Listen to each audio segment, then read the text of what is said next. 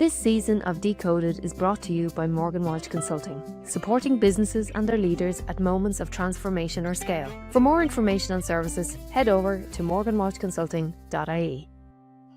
And I remember going to a project once in Malawi, and there was a man on the claim side, man. He was in Donegal.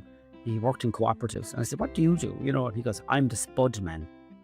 And I said, "Leave it alone. I won't ask any more." I'm Laura Morgan Walsh, and you're listening to Decoded, the podcast where we translate our guests' career path. What were their CAO choices? What part of their career journey would they go back and change? What's the good, the bad, the perks, and the boring parts of their role?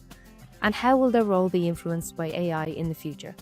My guest this week is Brian Stokes. From University of Limerick to the European Parliament to Dáil Éireann to Deputy Principal of Cork College of Further Education and Training. Brian joins me to talk about the importance of spuds, taking chances, and creating magic. Here's our chat. I hope you enjoy. Brian Stokes, Deputy Principal of Cork College of Further Education and Training. You are most welcome to Decoded. Thank you, Laura. It's great to be on. Well, I tell you, it's lovely to be here because I didn't think that I was going to interview a teacher as part of this series. I won't lie. I thought, teacher, no, they take a very direct line. Most of them know at the time of leaving primary school, I want to be a teacher. But that is not the case with you. No. You took a different route to becoming a teacher. First of all, tell me, what does the Further Education and Training College do? Okay, so further education and training is that space after you're leaving cert where you have the opportunity to go on a few different tracks, separate university. So you come out of leaving cert and there's a few different types of people in the leaving cert space. Those that achieved points but wanted a year to figure out what they wanted to do or test something. Those that maybe weren't too clear to commit to anything and want to do a study in an area they're interested in and maybe take the opportunity to use the progressions to go to third level. And then there's those that want to go into the training and apprenticeship space where they want to go on a career path with the earn and learn approach and model. So in our college, you have every September, it starts afresh. So it all happens in a year. It's like launching a ship while building it every single year, and you can see it with the students because it's a Herculean change. So in our campus, for example, you'll have people who are on tertiary programs, which are new for the last 3 years, where they can go straight onto the university track but start their first year in a further education college. Okay. And they're doing QQI level 5 content, but it's mapped to university content. So then they complete their first year. If they hit the certain grades, like you have to in college to pass to progress, you just go into the first year of a certain track or second year. It's all mapped out. And we have that in things like occupational therapy, nursing, social work, logistics. All those spaces are coming on track, and creative media in our sister colleges. So it's really interesting. So, for example, if you were someone who thought, I might want to be an occupational therapist, and you do or don't get the points to do the degree course, right? You might not get them, or you might get them and think, yeah, but I'm not too sure. You can go into an FET college, and then you do the first part of the curriculum that then will complement. That's exactly it, Laura. It's twin track. So you could do the whole year and say, no, not for me at all. And you go out with a certification at level 5 for an occupational therapy assistant, which is mapped. You can use that then for progression to a different course in college if you wanted to apply. Got it. Or you could stay on the track if you're progressing and work through. So that gives great flexibility. Then you have your traditional level 5 courses, level 6 courses, the PLC space. Okay. And again, you might be looking at business computing. You do it for the year. You might decide you're going to take that and go to work if that's the kind of area you're in. Or again, you take those final award and you can apply on 2 different tracks with us. One, you can use it towards CAO and apply using your points. And in Cork, there's the Links program where all the colleges, CCPS, where UCC and MTU will recognise direct entry. If you hit a certain standard, you can apply for those spaces too as well. So it's a double shot. And then you have what we do deliver is, everyone knows about apprenticeships. And of course, the last 10 years have been transformative in them. So you can do the apprenticeship now from like level 5 all the way up to level 9. in university, and you can apply different points. And sometimes the language, there's always a problem with language. There's so many acronyms and phrases, and you can just about handle CAO sometimes holding onto the desk, but like they're called post 2016 because they happened after Okay. 2016. But Yeah. they're in a range of areas. So you can go into computing, accounting, auctioneering. Huge demand for that one and huge employment for years now. Yeah. And they're 2-year programs and they're earn and learn. So they're a day a week or 2 days a week on college and the rest of work. And you're getting salaries throughout your time, and you're getting at the end of it your full certification, and you're getting an industry Brilliant. qualification, and you have employment. So you get a Amazing. great mix of people coming in to that college setting every September. And that matches the teachers we have who all went on, most of them, circuitous routes to get there, because you have to have that vocational experience or that professional experience to Yeah. teach a lot of the subjects. So, as you mentioned at the beginning, some teachers go on the straight track. Um, a lot of teachers, including myself, went on a more indirect channel where maybe what you discovered was you were good at communicating, or you were good at breaking ideas down and sharing them with teams, or you took on roles in a different area where you spent a lot of time onboarding people, and teaching comes into their radar, sometimes part-time, sometimes at night, and they do it in their specialist area. So if you're an accountant, you might end up teaching taxation to Yeah. accounting technicians at night or something. And then you go, teaching, Lark, I'm in my 40s, I'm in my 50s. Maybe it's time to pivot. And we get a lot of people then that take that opportunity and come and work with us. They become teachers, instructors, lecturers. Brilliant. Um, and the university space has changed in the last few years. So now there's part-time courses to convert to teaching. A lot of the colleges are now offering part-time diplomas in further education for teachers. So you have people who are working and doing it part-time and at weekends and doing their placements. Yeah. People that did not start off at 17 saying, Yeah. I want to be a teacher, but they Yeah. find themselves at 27, 37, 47 going, I'd like to try that. So you get a great Amazing. mix of students who are looking at their options. You get teachers who have relived experience as well of that Yeah. area, teaching in the room as well. So it's a great It combination. sounds, yeah, it sounds like a really unique environment, in the non-traditional sense, and yet working within the traditional system. But having said that, take me back to when you were 17, Oh filling yeah. out the CAO form. Did you say, I don't want to be a teacher? Or what was Brian thinking about when faced with that form? He was doing a lot of thinking, but he wasn't doing a lot of talking. So I don't think I was able to express that I did not understand half what those options were, or where Okay. to go, or who to ask. And I was very lucky. I was humming and hawing about the CEO thing. I wanted to go to university, but obviously nobody in my family had gone. It was a rural school, so great mixed co-ed convent. So the school was great. The nuns were great. The teachers were great. Everybody was great, but there was a certain cohort that were going to college, and the rest just had traditionally not. So you're in that 2001 space at 17, 2002 leaving cert, and everyone is now going to college. Even if they're not going straight into an honours, they're going into a level 7. Everyone's suddenly going to college. The free fees thing had Yes. locked in at that point. It's like £500 to go, €600 kind of mark.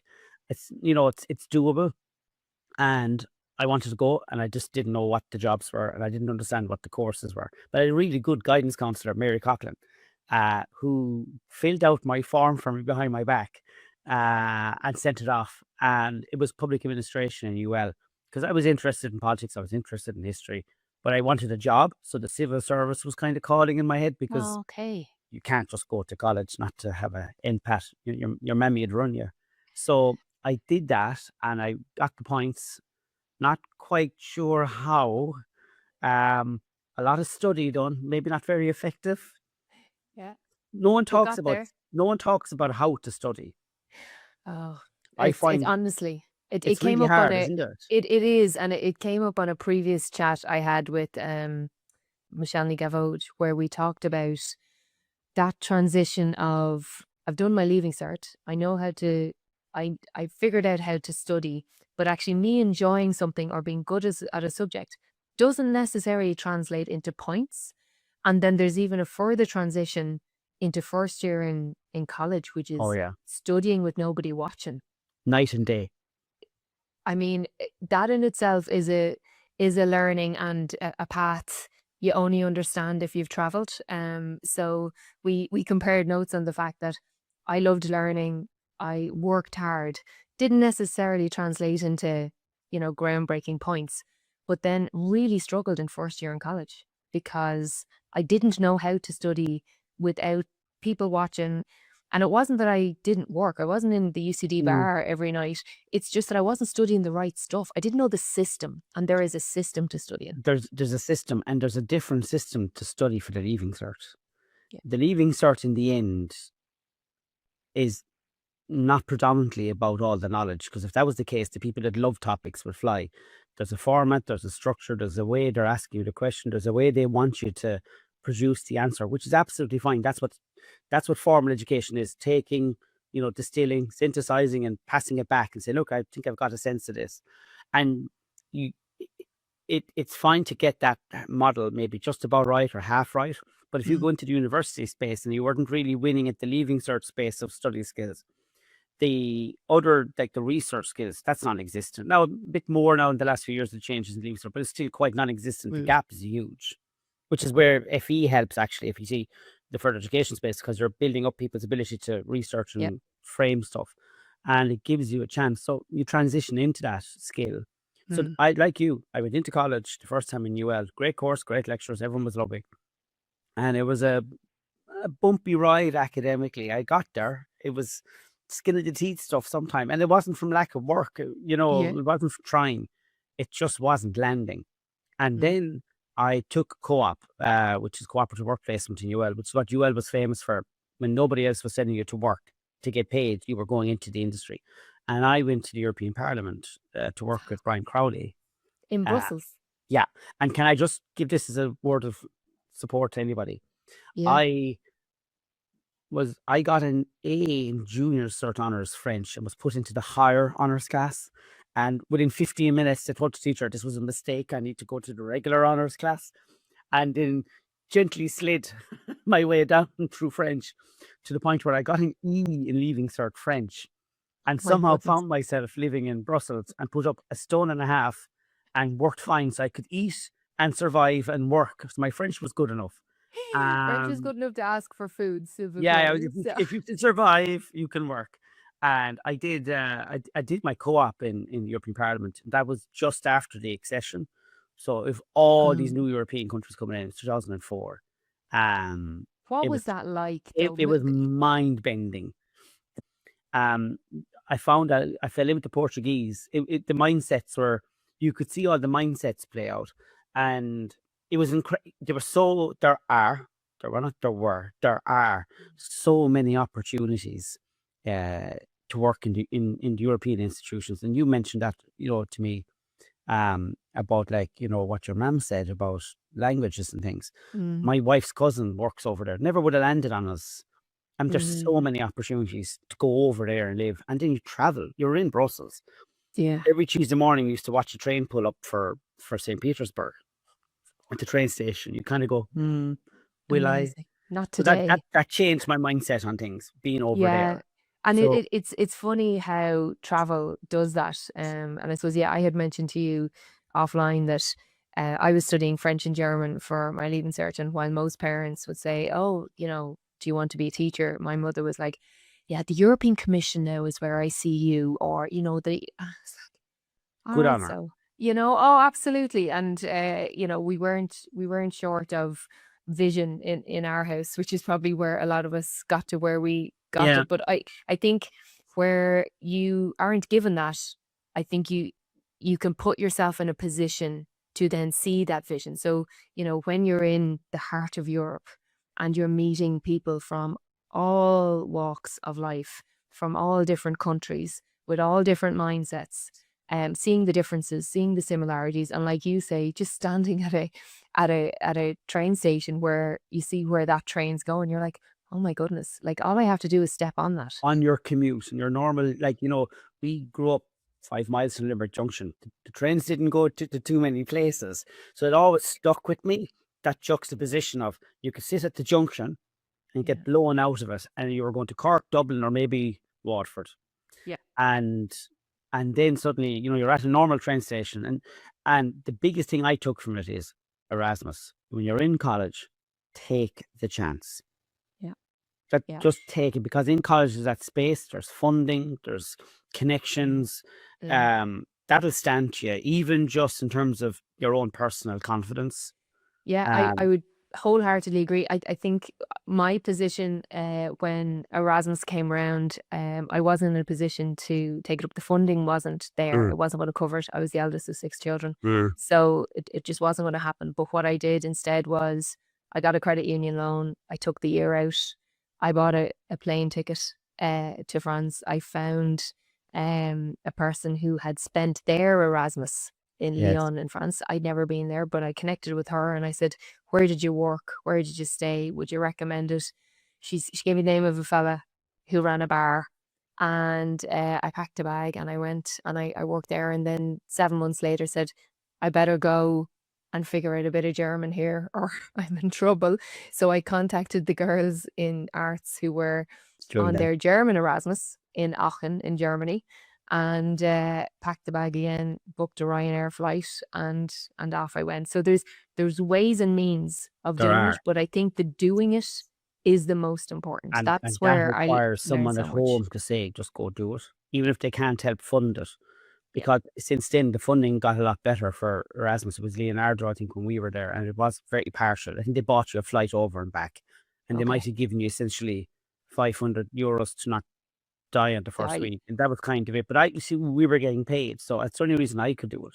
Yeah. Um, but it's like you need someone at home to say, "Just go for it," um, and that provided like every opportunity for me in the end, because I Mm. got offered a job while on that. So then I took leave So of absence.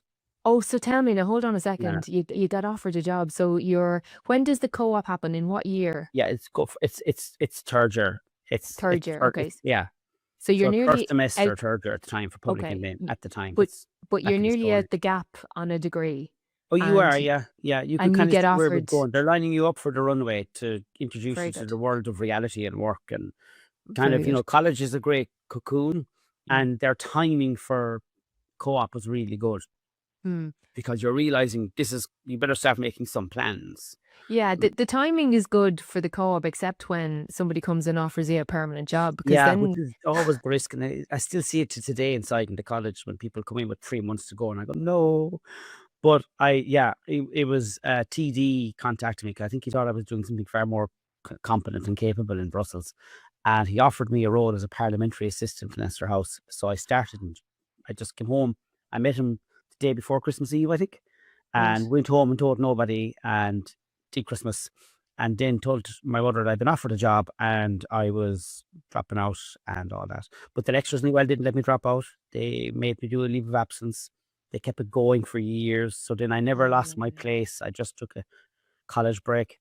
Weren't you And lucky that you yeah, had somebody being your Breed Quinn. safety net? Breed Wow. Quinn.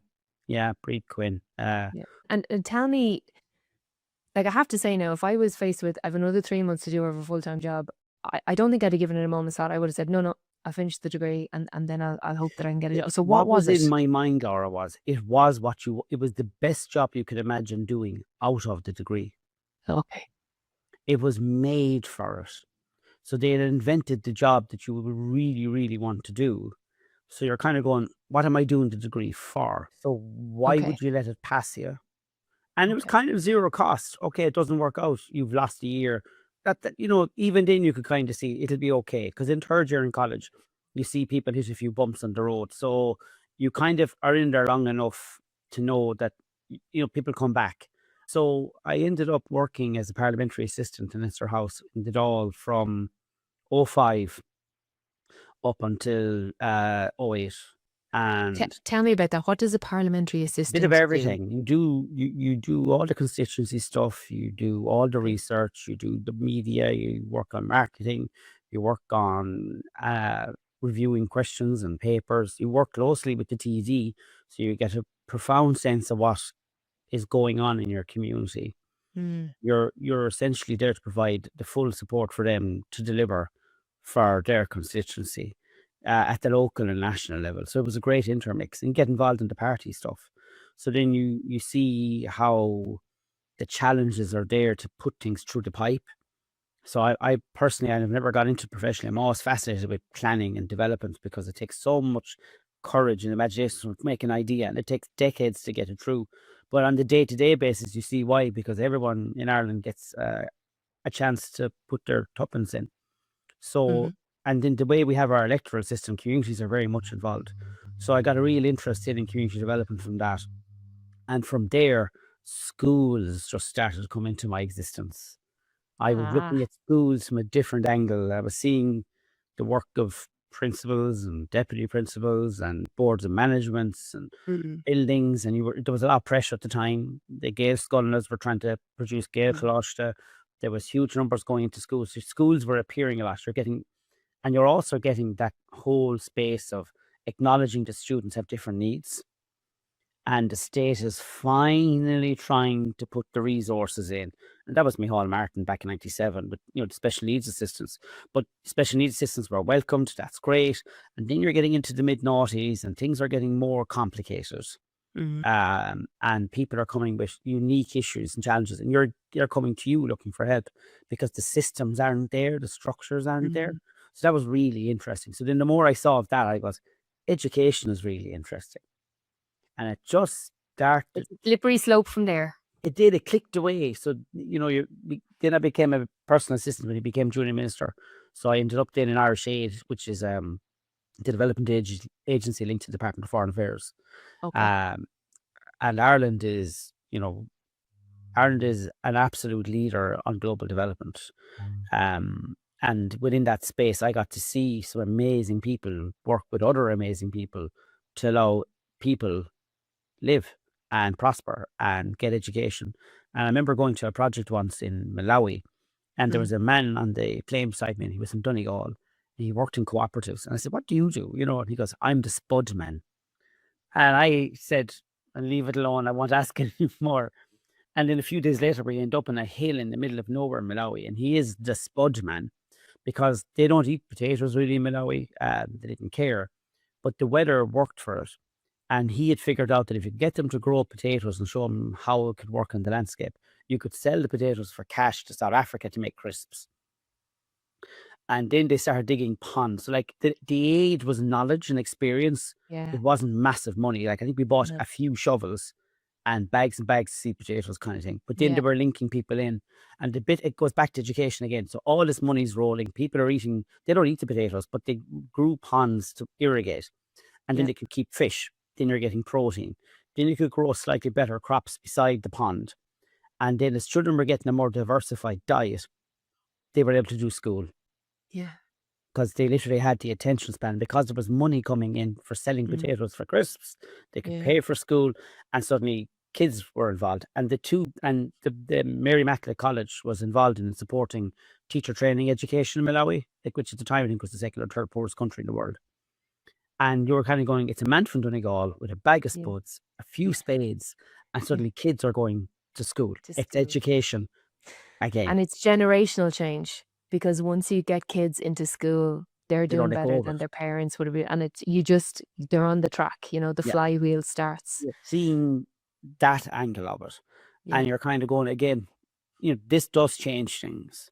Mm. So we get to 2011, we may have driven the country into a wall slightly. And I was thinking what I wanted to do. So it was a time of a lot of change. So I actually said I wanted to do history and economics in UCC. So I got to jump into second year there. And of course, Artson is a 3-year. So Yeah. I did economics and history. And the big linking back to study, all those years working, report writing, research, deadlines, and running that 9 to 5 mentality of, today is a day of work. Mm. I would go to college at 8 o'clock in the morning. I would work. There would be lectures in my day. They weren't my day. There were lectures in my day. And then suddenly you start knocking out first class honours and you realize Mm. you're not any smarter than you ever were. It's Yeah. just showing up, attendance, paying attention. And as that bit you said, being able to work without being watched. Can I ask why history and economics in particular? Was that always a love? I always loved history. Mm. But what can you do with it? If you said it at Teach. home, yeah. I see. That's where I wanted to be. And economics, I despised economics the first time in UL.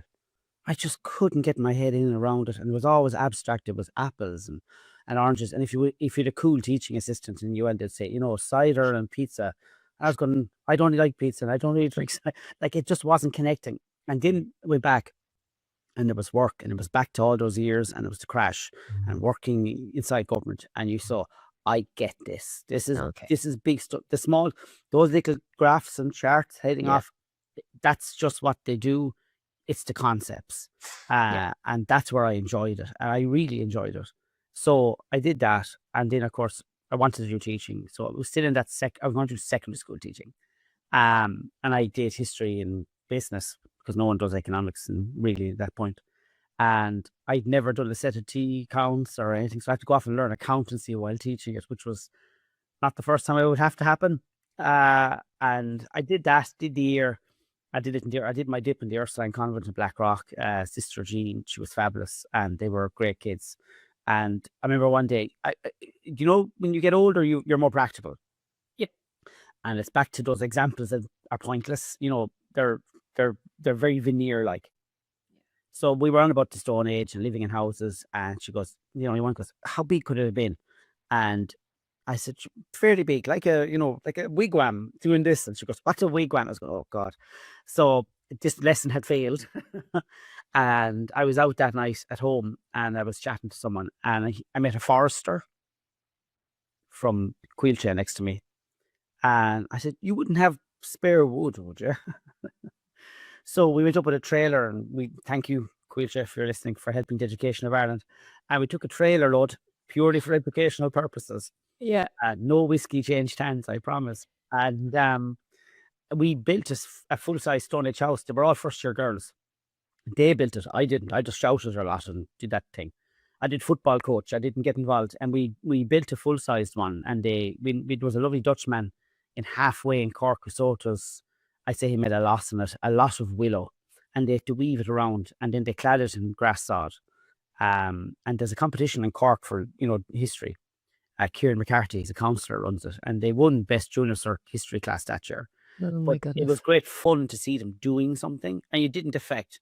So I realized I liked that constructivist thing of building lessons that are doing, or letting people have a chance, even if it's in theory, to apply it. So did a bit of subbing, went to teach in England for 6 months, really enjoyed it. It was very good. I came back and I got an opportunity to sub in a further education college, which I knew nothing about. And I could not get over the magic of further education. The magic of it. People come in, they don't really know what they want to do. They have an idea. They only have like a year. And somehow in all that, we bring them in. We let them know they're doing something serious and meaningful. You train them up in areas they've never done. They're learning theory. They're applying it. They get to go out and work experience. You're engaging them with their options, progression, work, next steps. And you're getting them all out the door by the 1st of June. And they just do so well. And they're like what you said, Laura, they want to be there. They don't have to be there. They want to be there. And then they go off and they progress to 3rd level. They progress into employment. They go back and do a different course because they realize it wasn't the area they wanted to go into. And you can support them. And it's more it's more community. Like there's about 1,500 people every day in our campus, just in our campus. And if you're going to work in a real world experience education space, you need to have as many experiences of the real world yourself from a vocational or employment space. So when you're saying like, you didn't foresee, speaking to a teacher, I'm a teacher, I trained as a teacher, I educated as a teacher, I qualified as a teacher, but you're a bit more of everything in further education and training. You get to stretch, you get to invent programs, you get to work with universities to build things that never existed. It's so flexible because the learner's needs are flexible. And changing all the time as well. It sounds like AI you has can become a thing, virtual reality. Like we do huge amount of soft skill delivery through VR. Very good. And that started off, at the moment we're working on robotics in a big way. So people coding would have been courses before software development. But with the change in AI, you need to provide those skills in a different space, more practical. So we're switching those coding skills to robotics. and that's only come about in the last few months. And it's the reinvention. It mirrors your learning journey. People come Mm. back at all ages. It Yeah. isn't just post-leaving cert. It's the full pathway. It's lifelong learning. No matter what job you go into, there can be something that piques your interest, or there can be something that you kind of go, geez, have a gap there. Mm. You know, I'd like to know a little bit more about that. And I don't think I was prepared for the fact that things would continue and my learning needed to continue. If I was to not just do well, but be fulfilled and be confident as well about what I was doing in a job. So I think FET seems to be a lovely environment to encourage that, so that it's not a one and done. You may come back, you may not, you may come back in a couple of years' time. You know, you talked about auctioneering there. I didn't think that was a qualification. I didn't think Yeah, that was something that you protected by did, you law. know? So it's a Yeah. whole locked-in profession. Yeah, It's a whole so pathway. Yeah. there's so many jobs that you don't consider in terms of third level and also needing further education. And But the that other is side of it, that is the Laura, fact. when you're there doing that job now, like if you're thinking about a parent watching their child go down one pathway and they had a vision for them, or they can see a skill in them that they're not acknowledging, like myself, the teaching thing. Mm. That's assuming, by the way, I was any good at it, just to bear that in mind. But We give you that. We yeah, give you just that. pretend, yeah, notionally. But to take that, there you can always jump on later. Yeah. You Yeah. you can take on a trade, you can take on a skill, you can take on a profession. Yeah. Like you could be someone who's gone into engineering and you're working and you're going, God, yeah, I'm sure they're good engineering, but they would have been a great teacher. At some Yeah. point, they might need to go back and lecture in that. Yeah. There's always Yeah. those opportunities. Like Yeah. if you're looking at advising people and they're torn between two ideas, and Mm. one of them's teaching and the other is something else, I'd say do the something else first. And Okay. you could bring that into teaching. Yeah. Like Yeah. there's, teaching isn't you have to be 23 and get into it. It can be any age. Yeah. And, and again, when you're back at 17, 18 and you're not sure, teaching is a skill that you have to have and you can hone and be educated in. But it also helps if you have, content and background. Now, this does not apply to primary school in the same way. That's a different track. But when you're looking at post-primary onwards, Mm. you can bring that knowledge and experience in. And as I said, you can upskill in that while you're working as well. Yeah, I think it's a great shout. Do the thing. In between two, do the thing, and then there are other options outside of that that Oh, can yeah. always come later.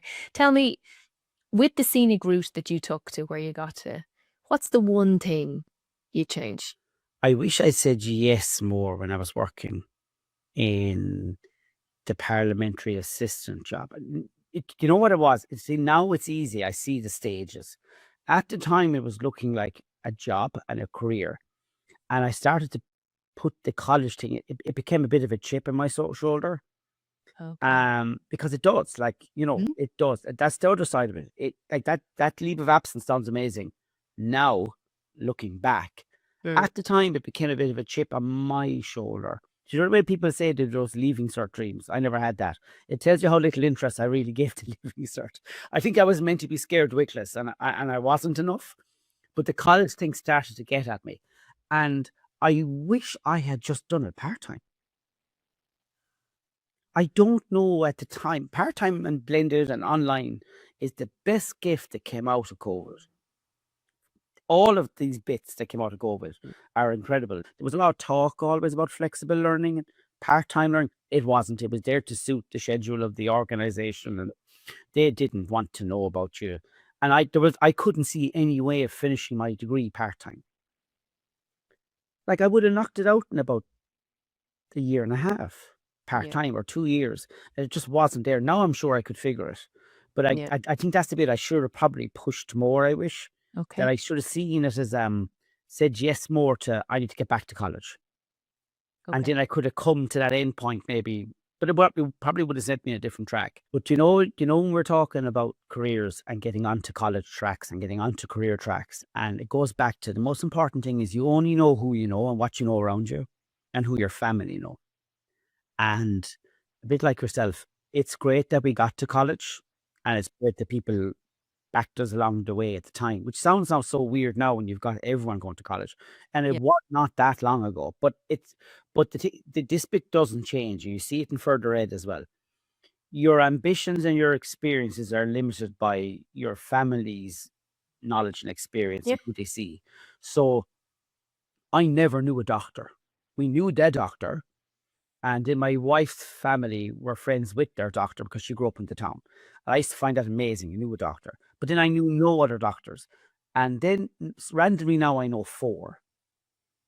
And it's given me a whole other take on the job. I would have had it a certain way because it's, knowledge, experience, meeting people. And it's funny, those careers. But again, if you'd asked me 10 years ago, who would I send my child to for work experience with TY to give them a chance? You're limited to that network. So the one bit of advice I give a parent is put your neck out for them on getting them those TY experiences and things. You'd be amazed where it'll take you. Like if they want to do journalism, oh yeah, that's the other thing. Don't mind, don't worry, don't care about is there a job in it. That is the greatest limiter to potential. Yeah. Oh, that's dying. Park that. If they want to see something, find a way to give them that TY experience of a week. And it might stick with them forever. And they might put them off it as well. Yep. But if you can broaden your family knowledge or experience in any way, or take up any school chances where there's those taster programs even, take them. Yeah.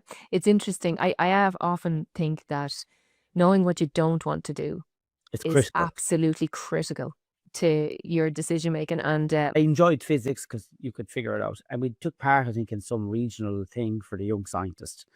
And I'm so glad we did. I was bored stiff. That was it.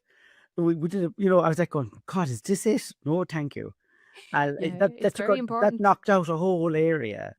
Yeah. But I would say that, important. if you're looking at it from a parent or an aunt or an uncle's perspective, or, when you have a role in the family where you can kind of help bring them along, look to using your network to giving people a chance to see what they may or may not like. You're in the world of work, or you're in the world of community, plenty, but you just don't have that slight picture nuance. And again, what they're hearing being sold to them isn't what's being sold to you. And we really have to pull. If there was a big push you could make in education in Ireland, we need to do a lot more in the guidance space for families. There needs to be the you bit, the parent bit, but we need to pull it together in a far more holistic way, that we're all going through the process to educate it. And the time to do that is TY/early fifth year. And that, by the way, that's quite late. Yeah. In some ways. Yeah. And that means they were all on shared language. We're not going at it the way we better do it now, because it's going to be tough enough to talk to a teenager or an adult. Tell me, every job has the good, the bad, and the boring bits. Like, what are the boring bits of a deputy principal of a further education and training unit? There aren't actually any boring bits. There are bits you go, oh God, not again, but they're not boring. Okay. I think I do the timetable, and I actually, it's a bit odd. I enjoy it. It's about 4,000 hours a week of teaching delivery I have to schedule. And I discovered, actually, I'm really good at logic puzzles. I dread it every year, and then I kind of get going, and then I get really into it. So that's the bit, so around the last week of July, it's not the time to talk to me, I think. I think I'm a bit insufferable in my sighs and mornings and weaknesses going, oh, this, but then I all start after the August bank holiday, and suddenly I go into the zone, and I get, no one else in the world cares. I can't turn and go, oh my God, but I do. I'd say on the last week of July, I'm probably, you can see the utter Glen Rose on my face. So it's not Instagrammable what you produce, but No. but it's an essential part of the wheel and how the machine works. And you're part of a team, which is great. So there's someone else who figures out the teachers and the subjects, and I have to figure out how to make it work. So you can ring them, and I actually enjoy that camaraderie of it, actually. Yeah. Okay. The things I really look forward to and get to do is we get to write programs. We get to do. I was going to say, what do you consider the perks then on the flip side? So if you look at the last 12 months, We secured funding for 2.5 million to remodel the third floor, so we're turning it into a dedicated computer department. So there's a huge amount going on there with room configuration and robotics and technology. So that's one angle. We digitized all our student services, so that's other colleagues as well. So now it's quite streamlined. So now we're playing with the data. That's really interesting, and you can kind of provide better services. I deal with all the student issues, good and bad, and I like it. Okay. I like supporting people, even if it's not going their way, and it's probably not going to go their way. But I think it's really important to bring a human element always into. You have to follow a policy or a procedure if it's it's a more negative thing, but you still work with people, and you should be able to bring people along respectfully and follow process. And then also keeping people on track is fabulous. And then we get to write programs. So colleagues were writing a new module for the Bachelor of Social Work with UCC. We got approval from QQI, which was great. And again, the teachers working with them, they're amazing. We got funding for an artist in residence to work with the childcare students to change how they think about doing with children. The scheme isn't open to further education colleges from the Art College or from the Arts Council, but we do a partnership with Dundalk Institute of Technology for part-time programs. So we leverage that. I like an application form. We swung the money. We have an artist from Biog, the graffiti theatre, involved in that. My colleague Pauline O'Reilly worked on that. And again, that's only an idea on the side. We knocked out and we applied again. That's the mix. Amazing. So Yeah. I if like I all the things you get to bring in that you never thought. And see, when you say deputy principal, that they're not a teacher. They're a leader, they're a collaborator, they're a man manager, they're meant to be a budget person. When you get to education and leadership, there's so many things you can get involved in. all the things are impacting your community, the people that are in it. Like, you're changing people's lives in terms of the confidence they find along that pathway to go, yeah, this is definitely for me. No, this is definitely not for me. Yes, I now know I'm going to go on and do that instead. All of it sounds like every year, as the clock turns and it comes around to that, the timetable zone, it comes around to September, that you've a clean sheet on changing the world as you see it and the world in your community. It sounds amazing, honestly. It's magic. It's magic. If I you love ever that. told me that's what the job was, I wouldn't have believed. It's magic. It's We should it's releasing go- potential in people all the time. Do you This know is our something? You have to, whatever job you go into, whatever career space you go into, you have to keep that sense of wonder curiosity. and curiosity. You should always be curious. Yeah. Always. 100%. Curiosity is the thing that makes things work. You have to be curious, watch, think about it, and ask other people, because there's other people are the experts, but you have to think all the time. And yeah, I'm glad I didn't say yes to teaching at 17, really, to be honest. So am I. I think everyone is glad you didn't say yes and you went on this journey, and then you found the magic and are now, sprinkling fairy dust everywhere you go. My last question, and this is one I ask everyone because I think there's an awful lot of chat about AI. We've kind of mentioned it briefly. And there's a lot of fear, I think, among kind of that 17 to 25 cohort who are saying, Jesus, I'm doing a degree course now. Will there be a job? Will there be a job at the end of it? Will AI have taken it? Is AI? What role does AI play in your role at the moment, in your job, and how do you see it impacting in the future? Yeah. It's going to. It is transformative, but it's really at the baby phase still. It needs a lot of thought. It's going to need regulation. Anyone that says it doesn't is wrong. The history of everything gets regulated, and it should. It should not come at the expense of people. That doesn't mean you don't lose jobs and things. That always transitionary change happens, but it shouldn't come at the risk of like people like graphic design or artists. Analyzing data, you need to use your own brain for that. I think we're in for a bumpy 10 years with it. I think there are going to be some sectors and jobs that'll take a hit, and some career paths will look very they look a bit more uncertain for now. But I remember I said to you about we're looking at the robotic space in terms of the coding. So our software students were doing coding for coding, and now you're looking at, well, let's code for the physical. So I think a lot of courses will pivot. they'll work more on certain attributes of them. So again, as usual, you should always be picking something you'll enjoy, you're interested in, and you have a capability at. And then it'll be a lot of continuous upskilling, I think, for the next 3 years, and adapting. Yeah. Sitting alongside it. Yes. Not being afraid of it, but sitting alongside it, learning how to use it, and I suppose Engage with leveraging it. it. Yeah. And there are great benefits. It'll help speed up some parts of some people's jobs. It'll make the bits of the job they want to do more doable. But yeah, it's going to be it's coming for a lot of stuff in the next few years, I think, and it'll make people go back and look at the essence of their job and say, this is the job or this is the role. Yeah. Yeah, and what is the human part of the role that it can't do? And what are the other pieces that actually it will take and it should do? And, allowing the human to focus on the human part of what needs to be done. Yeah. Brian, this is not the conversation I expected to be having with a teacher at all. Thank you so much. You've covered a multitude in sharing your journey with us today. I really appreciate it. Thanks a million for your time. Thank you very much, Laura. It was a pleasure.